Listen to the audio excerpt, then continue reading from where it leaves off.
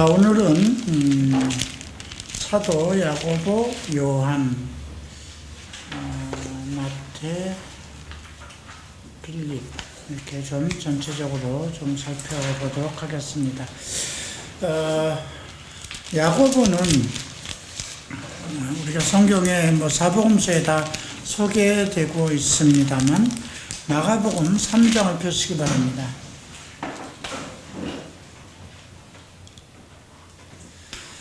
자, 마가복음 3장 17절 보면 세베대의 아들 야고보와 야고보의 형제 요한이니 이 둘에게는 보아노게 곧 우레의 아들이라는 이름을 다하셨다.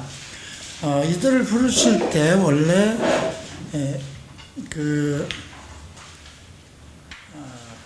요한과 동생 요한이와 함께 마태의 베드로의 동생인 안드레아하고 세례 요한의 제자가 됐었죠.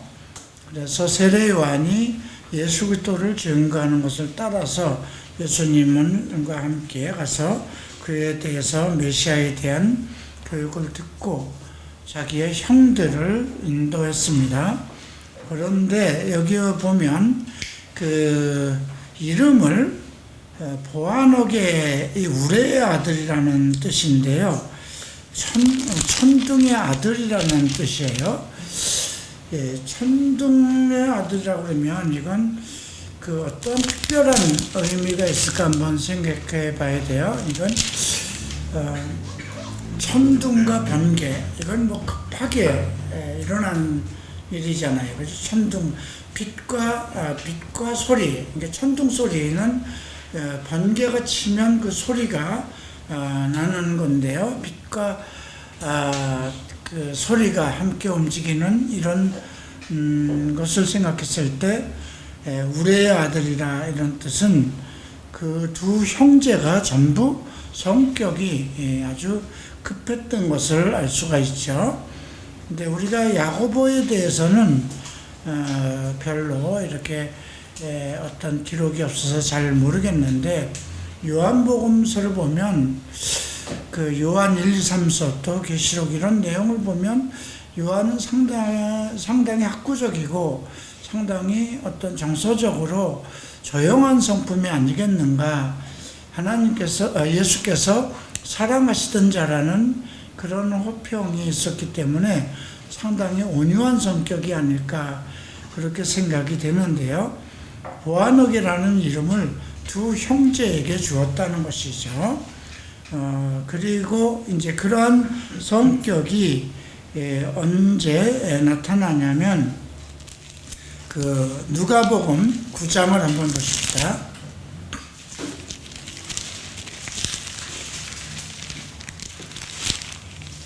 자, 누가복음 9장 51절부터 보면 이제 예수께서 곧 승천하실 기약이 가까웠기 때문에 이제 예루살렘을 향해서 가는 거죠. 선지자가 예루살렘 밖에서 죽을 수 없다는 그런 말씀을 따라서 일단 예루살렘에 들어가서 고난을 받기 위해서 가시기로 굳게 결심하셨다는 말과 함께 이제 사자들을 보내서, 그러니까 예수께서 사람을 보냈어요. 그래서 사마리아 사람들에게 이제 가서 예루살렘으로 들어가기 전에 사마리아에서 잠시 한 마을에서 좀 쉬기 위해서 아마 사자들을 보냈던 것 같아요. 예수님을 위해서 준비하라는 건 어떤 잔치나 음식을 준비하라고 그랬던 것은 아닐 것 같아요. 일단 그들이 요한복음 4장을 보면 사마리아 여인을 통해서 복음을 받았고 그들이 그때 이제 예수님이 거기서 이제 이틀을 묵으셨죠. 그러면서 복음을 전할 때 그들이 얘기하기를 사마리아 여인에게 우리가 네가 전하는 말로 이 사람을 믿는 것이 아니라 우리가 보고 들음으로 인해서 이분이 메시아인 것을 알고 믿는다 이렇게 얘기를 했거든요. 그러니까 그들은 이제 메시아를 만났던 사람이고 또 메시아 예수님은 이제 예루살렘에 가면 이제 마지막 죽음을 당할 것이기 때문에 가는 길에 사마리아를 가서 그 제자들의 어떤 성장 과정 그리고 메시지를 전하고 싶어서 사자를 미리 보냈던 것 같아요. 근데 그들이 이제 사마리아 사람들이 예수께서 예루살렘으로 가는 것이니 우리가 무슨 관계가 없냐, 가는 길에 들르시는 거 아니냐, 우리를 위해서 온 것이 아니지 않느냐, 그렇게 해서 영접을 안 했어요. 근데 54절에 보면 제자 야고보와 요한이 이를 보고 주여 우리가 불을 명하여 하늘로부터 내려 저들을 멸하라 하시기를 원합니까? 이 정도로 어떠한 불의를 보고 참지 못하고 분개하는 그런 성격을 두 형제가 다 가졌던 것 같아요. 그래서 그러니까 어떻게 보면 왜 이런 사람을 두 형제를 사도로 삼았을까? 아마 장단점이 있죠. 우리가 복음을 전할 때도 보면 생각이 깊고 이리 재고 저리 재고 하는 그런 학자 타입은 예수 잘 안 믿어요. 근데 성격이 불같고 그런 사람들이 그 예수를 믿죠. 그런 걸로 보면 예수님께서 이 두 형제를 그런 불같은 성격, 근데 이게 뭐 장단점이 있는 거죠. 그래서 일단 이들의 성격이 급한 성격이 있었던 걸 알 수 있고요. 또 한 가지 아주 특별한 내용이 나오는데요. 마가복음 10장을 좀 보시겠습니다.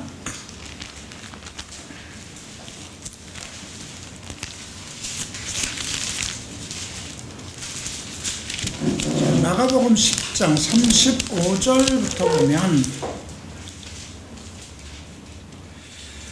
이제 예수님께서 예루살렘으로 올라가는 그 과정 속에 있었던 거예요. 근데 예수님께서 가면서 이번에 내가 예루살렘에 가면 그 인자가 대제사장과 서기관에게 넘겨지고 그들이 죽이기로 결의하고 이방인에게 넘기겠다. 33절에 그렇게 얘기했거든요. 능욕하며 침뱉으며 채찍질하고 죽일 것이나 3일 만에 살아날 것이다. 이렇게 메시아 교육을 합니다. 근데 35절에서 바로 세베대의 아들 야고보와 요한이 같이 나갑니다. 선생님이여 무엇이든지 우리가 구하는 바를 우리에게 하여 주시기 원합니다. 아주 급하게 이제 뭐 예수님 이제 하나님 나라로 올라갈 모양이구나. 그러면 이때 우리가 받아낼 것을 받아내야 되지 않겠는가. 그렇게 해서 근데 주님이 이제 예수님께서 물어보시죠. 너희에게 무엇을 하여 주기를 원하느냐.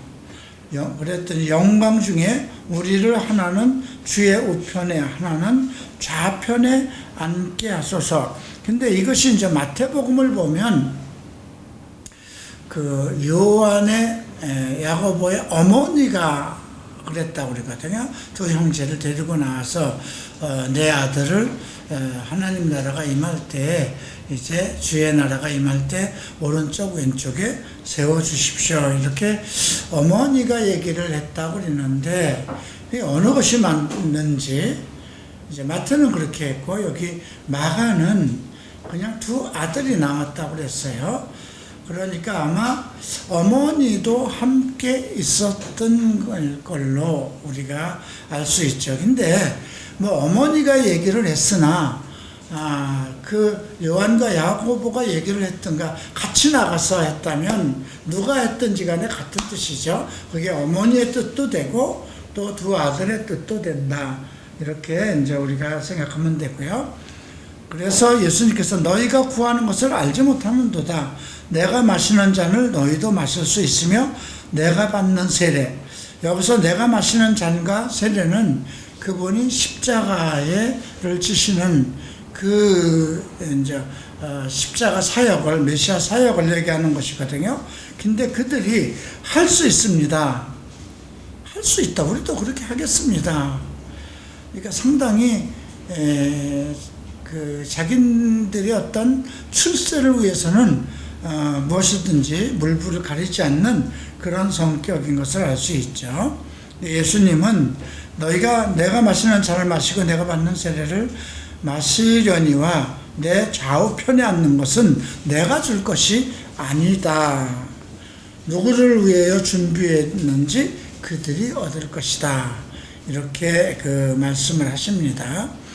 이제 이 내용과 함께 제가 상당히 관심 있게 본 거는 마가복음 10장이 맨 뒤에 나오는 거예요. 46절 여리고라는 이야기입니다.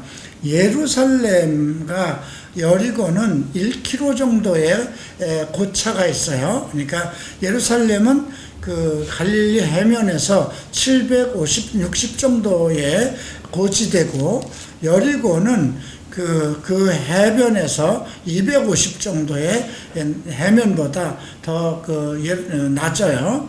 그러니까 예루살렘과 이쪽 그 여리고와의 사이는 정말 1km 정도의 높낮이가 있다면 상당히 이거는 그 차이가 있는 거죠.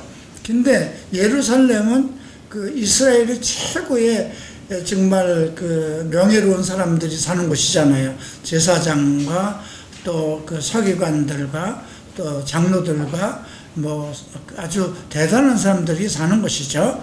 그런데 여리고에는 바디메오가 앉아 있었어요. 거지였다고 그래요.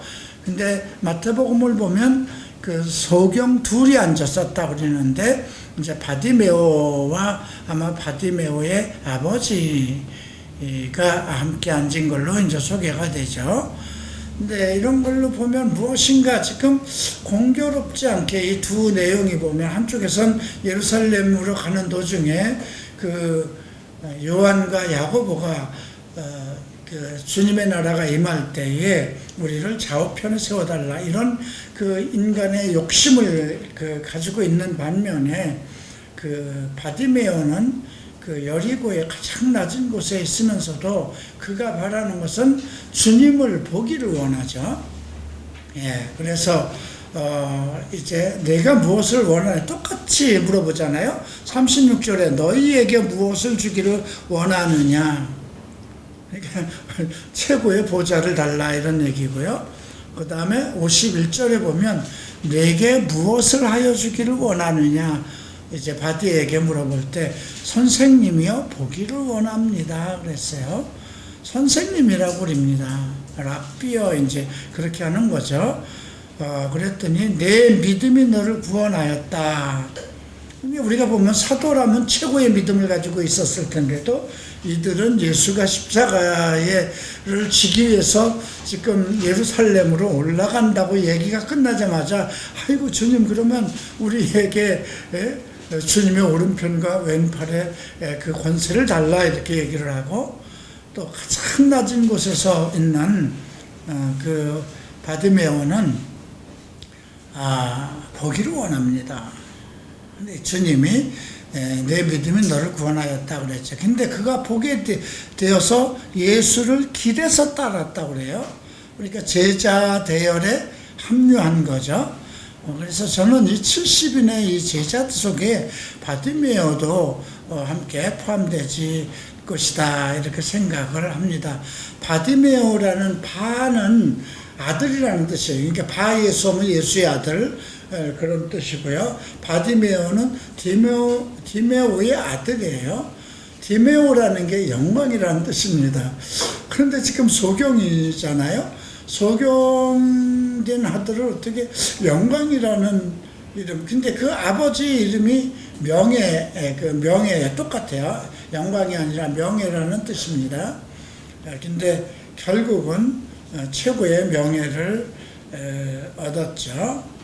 이런 내용들이 이제 그 다른 복음서보다 마가복음이 상당히 이렇게 그 어떤 것을 우리로 많은 것을 생각할 수 있는 그런 내용들이 이 마가복음은 그렇게 그 기록이 되어 있는 걸 볼 수가 있습니다. 그 다음 이제 그 결국 그러니까 그 야고보와 요한은 아주 급한 성격도 가지고 있고 어떤 명예에 대한 그 욕심도 강렬했다는 것을 우리가 알 수 있습니다. 자, 그런데 이제 사도행전 12장을 보면 죽임을 당하는 일이 생깁니다. 1절에 보면 그때 헤롯 왕이 손을 들어 교회 중에서 몇 사람을 해하려 하여 요한의 형제 야고보를 칼로 죽였습니다. 자, 다른 사도들도 있는데 왜 야고보가 잡혔을까요? 그러니까 항상 모난 돌이 정을 맞는다고 성격도 급하고 앞뒤 가리지 않고 의로운 일에 좀 나서는 그런 성격을 가진 것 같아요. 그래서 보아너게라는 우리의 아들, 그만큼 성격도 급하고 또 정치적인 욕심도 강력하고 그런 게 없으면 그 일을 못 하겠죠. 예, 나도 상당히 급한 또 성격이고 또 사실은 그 전혀 어떤 욕망이나 이런 것이 없었던 것은 아니죠. 이런 걸 보면 그 특별한 그 요한과 야고보는 그러한 특별한 성격과 이런 것이 있었던 걸 알 수가 있습니다. 이제 요한에 대해서 좀 보도록 하겠습니다. 요한은 이제 그러니까 마가복음 그 4장에서 예수님께서 베드로와 안드레를 부르고 나서 또 길을 가다가 해변가에 서 있었던 거죠. 갈릴리. 두 형제가 아버지의 배에서 그물을 깁는 것을 보고 불렀죠. 베드로와 그 안드레는 그물을 던질 때 불렀어요. 그런데 바로 그 다음 내용이 요한과 야고보를 부를 때 그들은 아비와 함께 그물을 깁고 있었다는 거죠. 그물을 이제 두 제자를 부르는데 전부 다 고기 잡는 어부였고요. 그런데 한 팀은 그물을 던지는 자들, 그래서 너희로 하여금 사람을 낚는 어부가 되게 하리라. 이렇게 베드로 두 형제에게 얘기를 했어요. 근데 이제 요한과 야고보에겐 너희가 나를 따르라 그랬을 때 세베대의 아들은 그물과 배를 아버지와 함께 남겨두고 즉각적으로 이제 예수님을 따랐다는 거죠. 그만큼 결단력, 무엇을 옳은 일에 그 따르는 그 성격이 아주 결정력이 상당히 빨랐다는 것을 알 수가 있죠. 그러니까 요한하고 야고보는 명운이 같지는 않았을 것 같아요. 누구 같았을까 우리 쪽으로 생각하면 글쎄 누가 있을까 모르겠네요. 자, 그리고 이제 나중에 예수님이 십자가를 지실 때 요한에게 맡깁니다. 이건 요한복음 19장을 봅니다. 자기 어머니, 이제 자기 어머니를 돌봐야 되잖아요. 그죠? 요한복음 19장.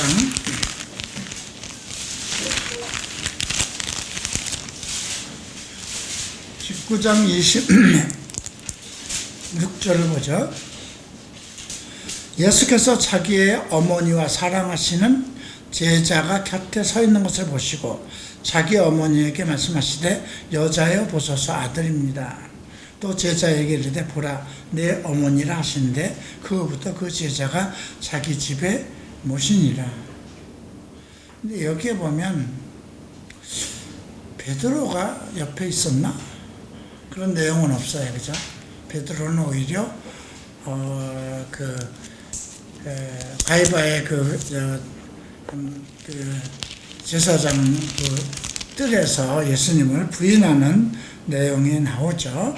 그러니까 요한은 예수님께서 십자가에 못 박히는 현장까지 가 있었던 것을 우리가 알 수 있고요. 거기서 그 예수 그리스도의 어머니를 맞습니다.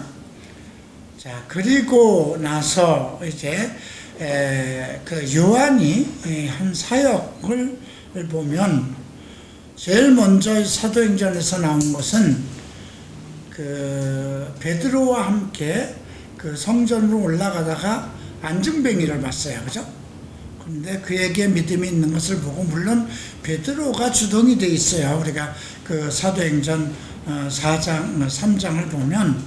근데 베드로와 요한이 그곳을 지나가다가 안증뱅이를 봤다고 그랬어요.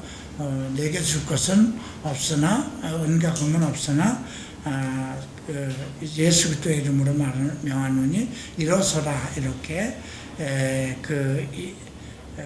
그러한 담대한 믿음을 가지고 있었고요. 그 다음 또 사도행전 4장을 한번 보죠.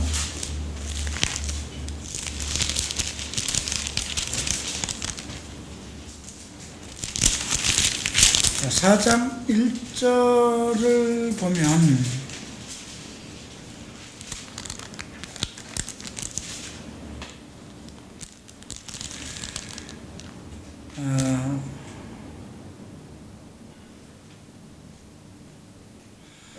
자, 여기에 보면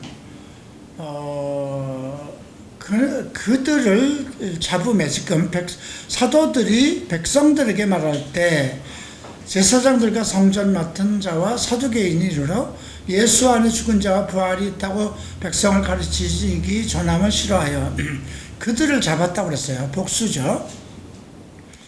날이 저물었으나 그날까지 가두었다. 그리고 말씀을 듣는 중에 믿는 자가 많아 남자의 수가 5,000명이나 모였다 그러는데, 일단은 그들 중에서 이제 요한도 잡혔을 것을 우리가 생각해 봐야 되겠죠.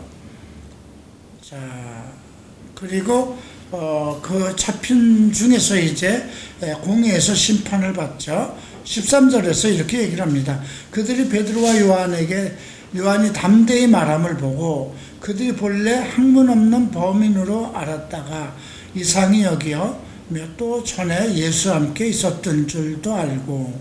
지금 이 내용을 보면 요한은 항상 베드로와 같이 팀을 맞춰서 움직이는 것을 알 수가 있어요.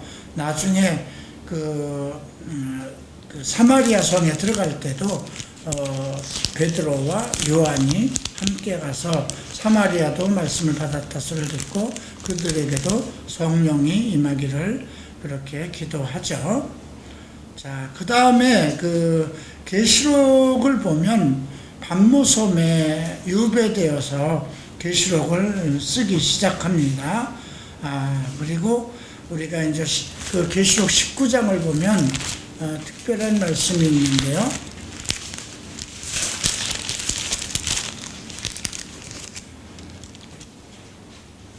19장 10절에 보면 내가 그 천사가 얘기를 해요. 9절에 천사가 내게 말하기를, 여기서 내가라는 건 요한이거든요.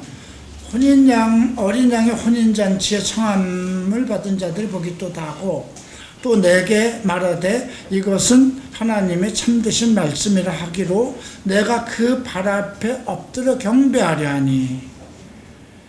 천사를 보고 그에게 경배를 하러 했다는 것이죠.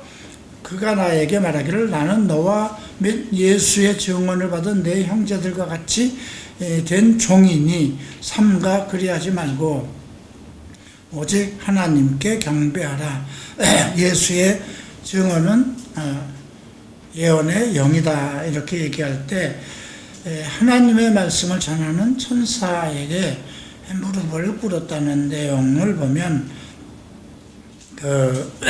급한 그 성격이 나중에 반모섬에 잡히면서 상당히 순종적인 것으로 바뀐 것을 알 수가 있죠.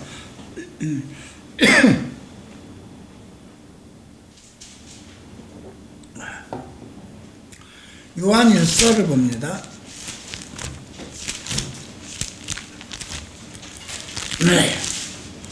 요한 3서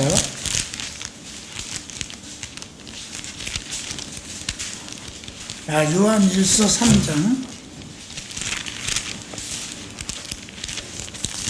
17절을 보죠.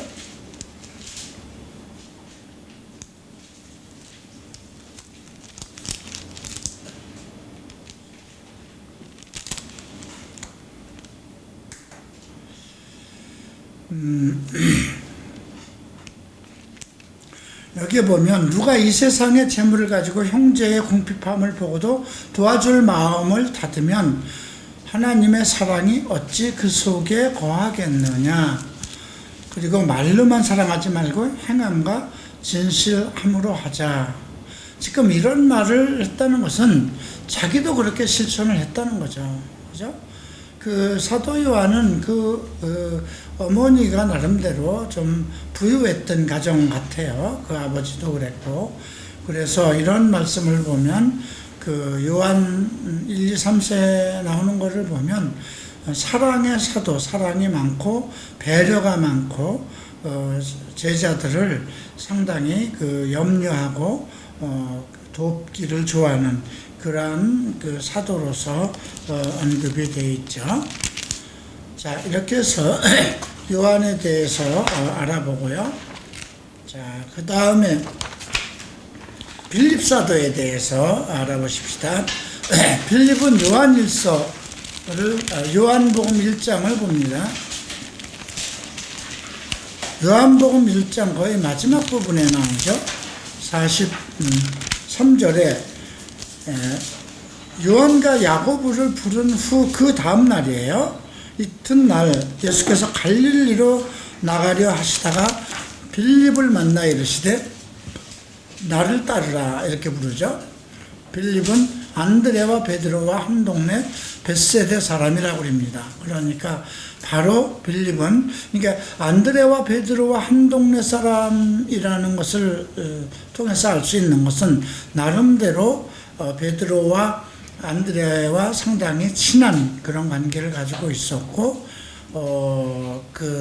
아마 안드레와는 친구였지 않았을까 이런 생각이 듭니다. 그래서 아마 그들은 메시아에 대한 그런 메시아의 나라에 대한 꿈과 소망을 가지고 있었는데 또 요한에게 예수 그리스도에 대한 얘기를 들었겠죠. 그때 예수님께서 나를 따르라 했을 때 그냥 가타부타하지 않고 바로 예수님을 따랐다는 것입니다. 그런데 성격은 조금 현실적인 걸로 나타났죠. 요한복음 6장을 봅니다. 6장 5절을 보면 오병이어가 일어날 때예요. 6월절이 가까웠는데 엄청난 사람, 남자들만 한 5,000명 되는 사람이 모였습니다. 그랬는데 예수님께서 빌립에게 물어봅니다. 우리가 어디서 떡을 사서 이 사람을 먹이겠냐. 엄청 많은 사람인데. 근데 예수님은 빌립이 어떻게 말할지를 알고 이렇게 빌립을 시험하고자 했다고 그랬어요. 그랬더니 이거는 뭐 조금씩 한 조각씩 받게 하더라도 200데나리온 떡을 가져 200데나리온의 가치 그만큼 큰 돈이 필요할 것 같습니다. 이렇게 현실적으로 답을 하죠. 근데 이제 베드로 형제 안드레는 한 아이한테 떡 5개를 받아가지고 오죠. 근데 마가복음을 봤을 때 예수님께서는 그들 보고 너희들이 좀 우리가 이 사람들을 해가 지금 어두웠고 그러니 어디 가서 좀 먹게 했으면 좋겠습니다. 그러니까 예수님이 너희가 줘라. 너희가 가서 알아보라 이렇게 얘기를 하죠. 그래서 이제 아마 안드레가 쭉 돌아다녀 보고 한 아이한테서 떡 5개를 가지고 나온 걸로 볼 수가 있어요. 근데 지금 안드레는 나름대로 어떤 적은 것을 가지고 예수께서 할 수 있는 가능성에 대한 기대를 뒀고 또 빌립은 현실적으로 그가 메시아고 지금 이 오병이어는요 그 두 사람씩 제자들을 보낸 후에 그들에게 권세를 주고 귀신 쫓는 능력도 줘서 이미 가서 많은 그 어떤 행위를, 그런 이적들을 보고 돌아온 후에 그들을 따라온 사람들이었거든요. 그럼에도 불구하고 예수님의 그 어떤 그 예수님과의 함께하는 생활 속에서 예수 그리스도를 통해서 나타나는 이적들을 보았는데도 빌립은 상당히 현실적이었다는 것이죠. 그래서 지금 안드레하고는 전혀 다르고, 안드레는 작은 것을 가지고 혹시 예수님께서는 이걸로 할 수 있을 거야 하는 그런 가능성을 가지고 그런 믿음을 가지고 있었고, 그 다음에 빌립은 자기 생각이 안 된다고 생각하는 건 불가능하다 이렇게 생각했던 것 같아요. 자, 그리고 이제 또 요한복음 14장에 재미있는 내용이 나옵니다. 자, 예수님이 13장에서 내가 아버지 집으로 갈 것이다. 그리고 이제 너희를 그곳으로 이제 또 영접할 것이다. 그렇기 때문에 너희가 내가 어디로 가는지 그 길을 그때가 되면 내가 아버지의 집으로 갈 것이다. 그리고 거기 가서 너희의 집을 다 준비해 놓을 것이다. 그리고 그곳에 너희도 이제 부를 것이다. 그럼 그때가 되면 너희가 내가 가는 길을 너희가 알 것이다. 이제 그렇게 얘기를 했는데 이제 도마가 나오죠. 그 도마가 여기서 얘기하는 것은 주여 어디로 가는지 우리가 알지 못하고 그냥 그 길을 어찌 알겠습니까? 5절에서는 그렇게 얘기를 해요. 그리고 이제 내가 길이요 진리요 생명이요 나로 말미암지 않고는 아버지께로 올 자가 없다.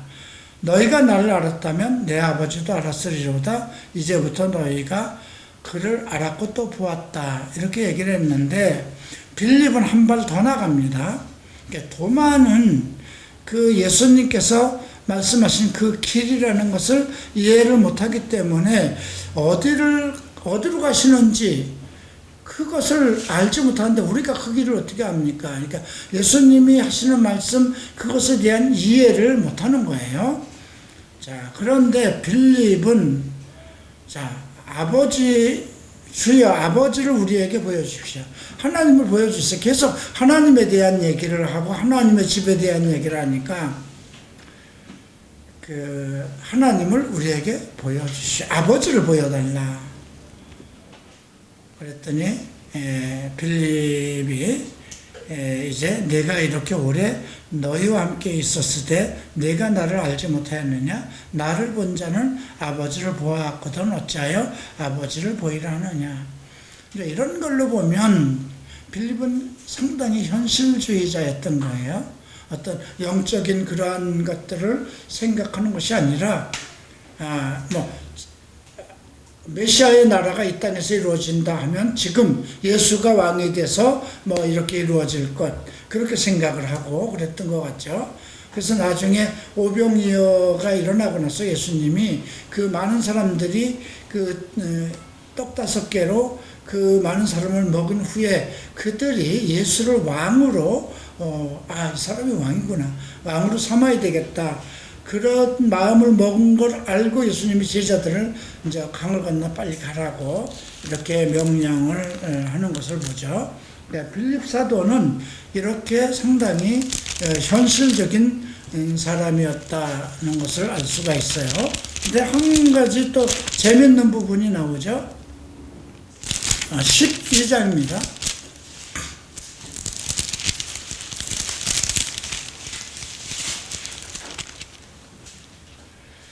자, 12장 21절이죠. 자, 그때 이제 명절이 돼서 헬라 사람 몇 사람이 왔어요. 갈릴리 벳세다 사람 빌립에게, 벳세다라는 것은 베드로에 사는 지역입니다. 빌립에게 가서 청하여 선생님이여 우리가 예수를 뵙고자 합니다. 그랬더니 전 같으면 빌립이 좀 촉새 같고 그래서 포로로 그냥 가서 주님에게 얘기를 했을 텐데 빌립이 안드레에게 가서 얘기를 해요. 자기 성격이 너무 직선적이고 급하고 또 어떤 그 깊이를 깨닫지 못한다고 그렇게 느꼈을지 아니면 그 헬라 사람을 직접 끌고 예수님 앞에 간다는 것이 그 이방인이잖아요. 괜히 내가 그랬다가 그냥 야단 맞는 거 아닌가? 이런 생각을 둘 중에 하나일 것 같아요. 근데 여기서 이제 그 안드레에게 얘기를 하고 안드레와 필립이 예수께 같이 갑니다. 그랬더니 예수님이 인자가 영광을 얻을 때가 됐다. 그러냐 내가 만나겠다 그런 얘기를 안 하고 바로 안드레와 빌립이 가서 얘기를 하니까 인자가 영광을 받을 때가 됐다. 이건 뭘까요? 헬라 사람이 메시아에 대한 궁금증을 갖고 나왔다는 거죠. 그리고 자기 제자들을 가리켜서 선생이라고 그러잖아요. 그러니까 이놈들이 이제 다 컸구나. 이방인들도 제자들에 대해서 어떤 가르치는 사람으로 알고 있구나. 이런 인식을 하셨겠죠. 자, 이렇게 좀 흥미로운 조금 빌립은 가장 생뚱맞고 현실주의자가 아닌가 싶어요. 그 다음에 안드레는 상당히 조심성이 있고 생각이 깊고 그렇게 선뜻 나서지는 않는 사람 같아요. 자, 이제 그 마태를 봅니다. 오늘은 마태까지만 보도록 하겠습니다. 마태는 모아둔 사람이죠. 세금장입니다. 마태복음 9장을 펴주시기 바랍니다.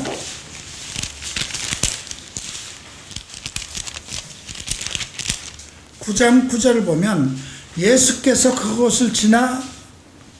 그것을 떠나가 지나가시다가 마태라고 하는 사람의 세관에 앉은 것을 보시고 이르실 때 나를 따르라 이르시니 일어나 따랐다. 이게 상당히 기다렸다는 것처럼 움직이죠. 세관의 높은 자리에 있었던 거예요. 그런데 어떻게 너 나를 따르라 했을 때 그 세관직을 사임하고 바로 예수를 따를 수 있을까? 대단한 사람입니다. 그러니까 마태 세리라는 것은 세금장이에요. 이게 유대인으로 볼 때는 역적이에요.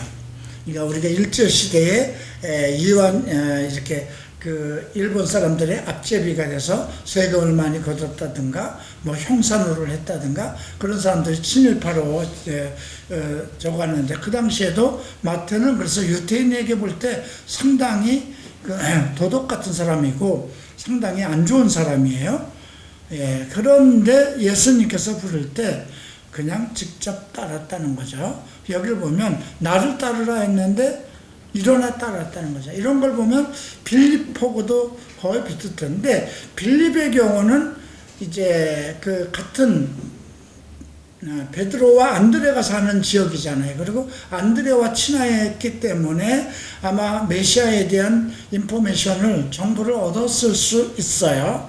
그래서 예수가 부를 때 그냥 바로 따를 수 있었지만 마태의 경우는 자기는 죄인이라는 의식이잖아요. 유대인들이 전부 다 자기를 죄인으로 보고 자기와 얘기도 하지도 않는 거거든요. 그런 상태인데 세관으로 지나가시다가 세관에 앉은 것을 보고 그를 와서 이제 직접 나를 따르라 하니까 일어나서 따랐다는 거죠. 그러니까 마태 마음속에는 나름대로 어떤 내가 이 생활 언제까지 할 거지? 언제까지 이 생활 하나? 이거 정리하고 싶다. 나도 정말 선한 일을 하고 싶다. 나도 이 마태복음을 썼잖아요. 그죠?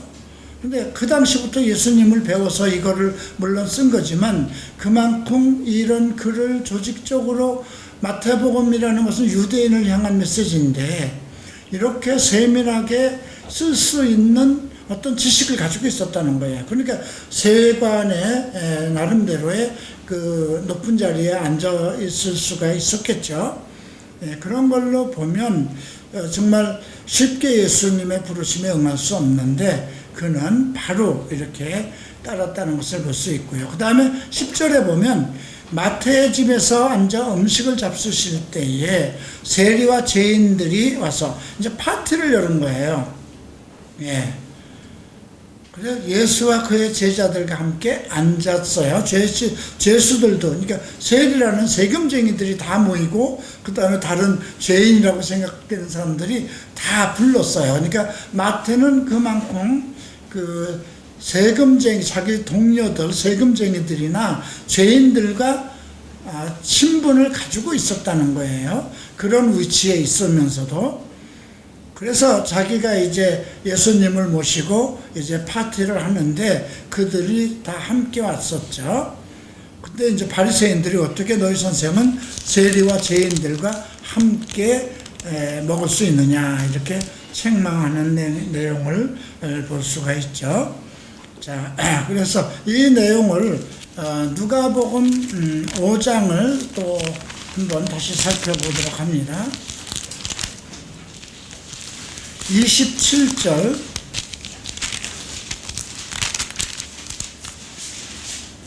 27절과 28절 여기 보면 그 예수께서 나가사 레위라고 하는 세리 마태예요.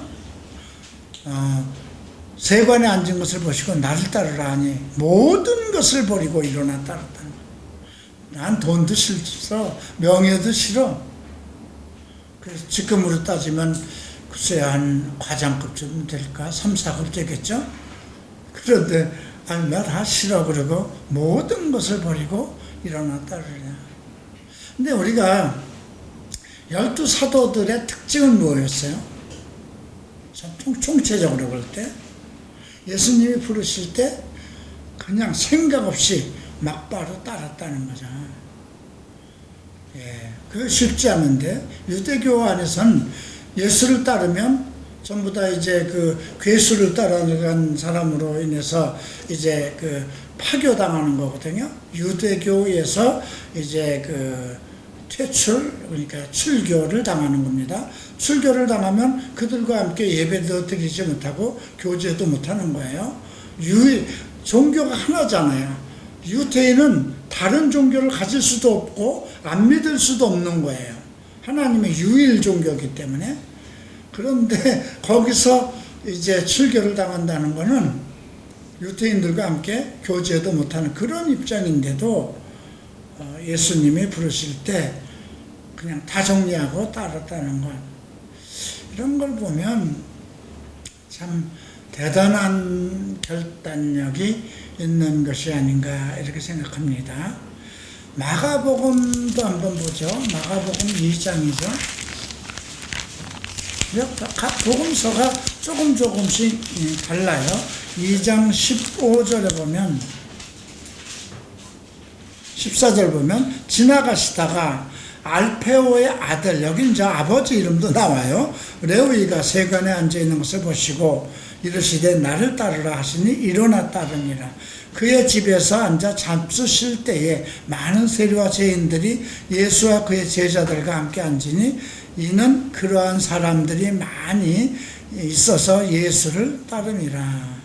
이런 걸 보고 이제 마태는 나름대로 주변 사람들이 그 주변 사람들, 그 죄인이라고 하는 그런 사람들과 항상 잘 어울리고 어떤 그 파티 같은 것도 잘 한 사람이 아닌가, 상당히 통이 큰 사람이 아닌가, 이렇게 생각이 듭니다.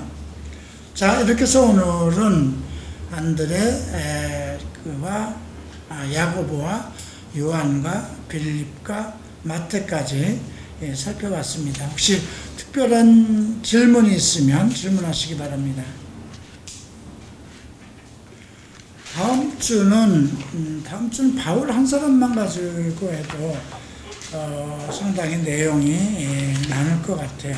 바울의 제자 중에 특별하게 디모데와 디도까지 한번 같이 해보도록 하겠습니다. 일단은 아니면 바울만 다음 주에 해보고 나머지 바나바, 디도, 디모데 이런 사람 바울과 누구죠? 바나바 이 두 사람만 다음 주에 한번 살펴보도록 하겠습니다. 특별하게 질문하실 거 있으면 질문하시기 바랍니다. 항상 질문이 없어. 항상 내가 26년 동안 그 목회를 하면서 강의하고 나서 질문하세요 그래도 항상 질문이 없어. 유일하게 질문을 했던 사람은 상원이에요. 좀 엉뚱한 질문을 좀 해요. 뭐라고 그럴까.